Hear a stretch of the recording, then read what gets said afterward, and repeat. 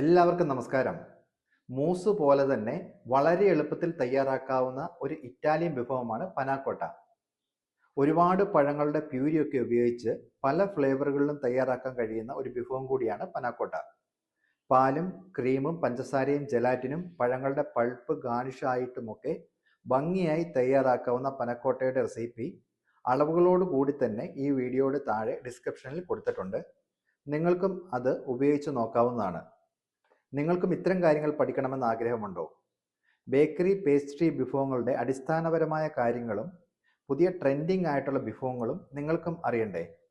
ക്രിസ്മസിന് ട്രെൻഡ് ആക്കാവുന്ന കേക്കുകൾ നിങ്ങളുടേതാക്കണമോ? എങ്കിൽ ഒട്ടും വൈകണ്ട, ഞങ്ങളുടെ ഓൺലൈൻ ബേക്കിംഗ് ക്ലാസ്സിൽ ജോയിൻ ചെയ്തോളൂ.